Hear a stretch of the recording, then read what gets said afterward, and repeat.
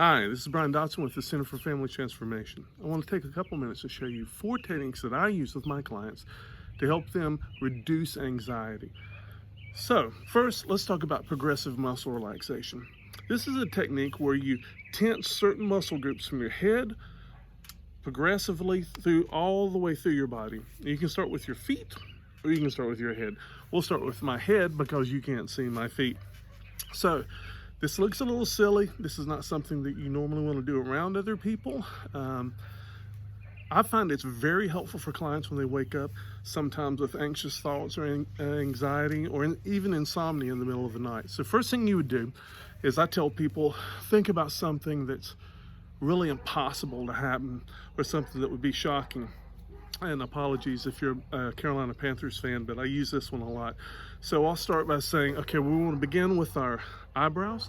So raise them as high as you can. Like I just told you, the Panthers are going to win the Super Bowl. Yeah, we've been there a couple times. But you notice that you really raise your eyebrows and hold them. 1, 2, 3, 4. Then relax. Next, scrunch your nose up like you're smelling something bad. Oh. 1, 2, 3, 4. You see what I'm saying? You do this in public, it looks a little silly. Next, I want you to do what I call the Jay Leno. Stick your chin out as far as you can and hold it. 1, 2, 3, 4, and completely relax. Then clench your teeth as hard as you can for a 4 count. 1, 2, 3, 4.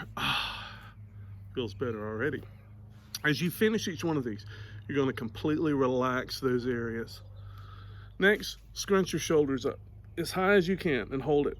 Yes, we look silly, but we're relaxing. The next thing to do is I tell my clients, take your hands, put them underneath your knees, and pull up just like you're trying to do a curl with weights as hard as you can for a count of 4. 1, 2, 3, 4. Take your hands, flip them down on top of your knees, palm down, and push down as hard as you can for a count of 4. Relax. Take your hands and rock them back as far as you can. I usually tell my clients, do this while they're sitting on your knees. So you're trying to keep the heel of your hand on top of your knees, but point your fingers as high as you can. Hold that for a count of 4, then flip it over, and then do them back the other way as far as you can for a count of 4. And relax those.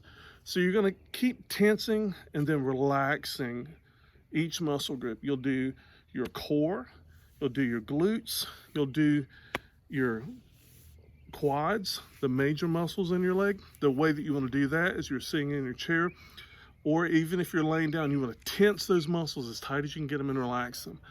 You want to tense your calves. If you're sitting in a chair, you can do that by first putting your tiptoes on the ground, pulling your heels up, and pushing as hard as you can with your tiptoes. I tell my clients that the best thing to think about is you're trying to raise your knee as high as you can, but keep your toes on the floor. Then, the same way you did your hand and you rocked back like that, try putting your heels on the floor and getting your toes as high up as you can get them. And also, I forgot to mention this, with your hands, you want to stretch them out as wide as you can, and you want to do the same thing with your toes. Stretch your toes out as wide as you can. When I'm teaching this to children, I tell them, think of it like you're the Hulk, and you're going to break your shoes with your big Hulk toes. Whatever you need to tell yourself to help you go through this whole exercise, the goal is you're going to tense as hard as you can and then completely relax and release. In fact, I like to think of it as though I'm activating a muscle group, and then I tell, okay, you have the rest of the day off. It works great if you wake up in the middle of the night and you can't fall back asleep. Just go through this process, and when you're through, you're completely relaxed from head to toe. Now, let's talk about the next thing. It's called box breathing. So this was developed by Navy SEALs, and the idea behind it is they would find themselves in combat situations or highly stressful situations, and their sympathetic nervous system gets engaged.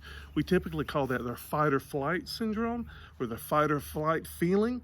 And the idea is that your body gets really ramped up and tense and anxious. It's your body's way of getting ready either to flee or to fight. So what happens when we get anxious is our bodies will engage the same systems. So you'll find yourself showing many of the same things. There's tension in our muscles. Your heart rate will go up. Your breathing will get shorter and faster. So what we want to do is use this technique of combat breathing, or square or box breathing is what I call it, to engage the parasympathetic nervous system. It's your body's way to calm, relax, and to come back to a quiet place. So this is extremely helpful, but it's a very simple thing to do.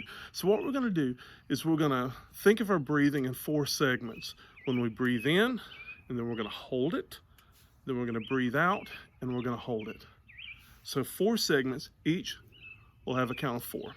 So let's breathe in, 2, 4, hold it, breathe out,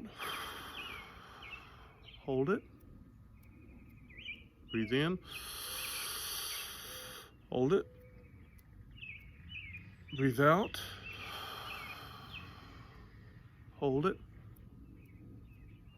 and do several of those boxes in your breathing with a 4 count. And what you'll find is your pulse rate will go down, your body will relax, you'll find your muscles will relax, and people generally describe a much bigger sense of calm after doing that. So this leads us to our third one, a grounding exercise. Now you don't have to do all 4 of these. You can pick and choose as you like.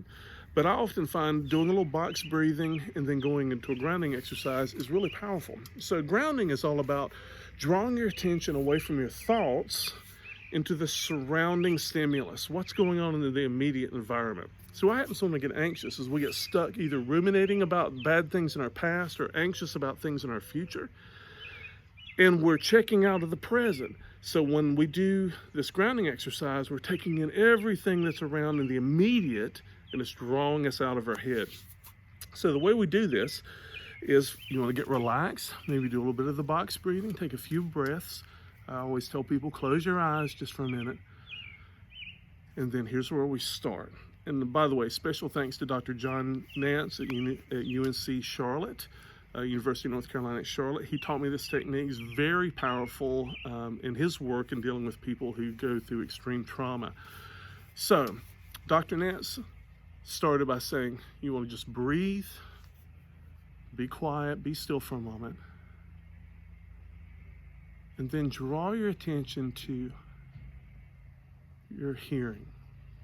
What are all the sounds going on around you? Now, I've deliberately come outside so you can hear, right? So I'm sitting here with my eyes closed, just being still. I hear somebody cutting their yard. I hear birds. I hear a plane off in the distance.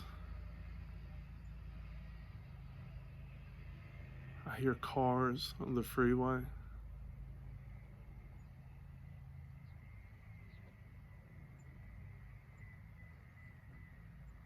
Next, draw your attention to tactile feelings you have. And we're going to focus our attention on things that we don't normally pay attention to. For instance, I want you, as you're sitting here with your eyes closed, just become aware of the feeling of your toes in your shoes. How does it feel?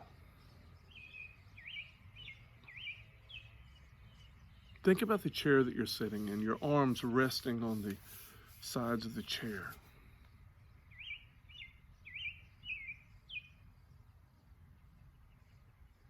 Focus your attention on that. Focus your attention, if you're married or you're engaged, I tell people often, how does your wedding band feel on your finger right now? Tell me about that. People will say things like, it feels cold, it feels snug, feels a little loose. Here's one for you. Tell me about how your collar feels on the back of your neck, something you live with every day. Draw your attention to it. How does it feel, the cloth on your skin? How does it feel, the temperature around you right now? Is it warm? Is it cool? Is it kind of stuffy? For me right now, it is a glorious evening. Just starting to get a little bit of cool in the air. That's what grounding is all about. that it grounds you in the present, in your present physical experience around you. And it draws you out of your thoughts, which can be possibly distracting you at the moment, to get you to connect with what's actually happening in the here and now. And it's extremely calming. Finally, I'll leave you with this thought. 2 minutes. 2 minutes of silence. Take your phone or on your watch, set an alarm, a timer, and I want you to take 2 minutes just to sit still. Just to let your mind rest. You don't have to think about anything. You can just focus on your breathing. 2 minutes. You think you can do it? Try it. It's harder than you think. But finding moments in your day or consistent times through the week where you can just take 2 minutes and just be still. No music, no media, no talking, just to sit and be still. Tremendously powerful to help reduce anxiety. So I hope you'll use these 4 things: progressive muscle relaxation, box breathing, grounding, and 2 minutes of silence, 2 minutes of stillness.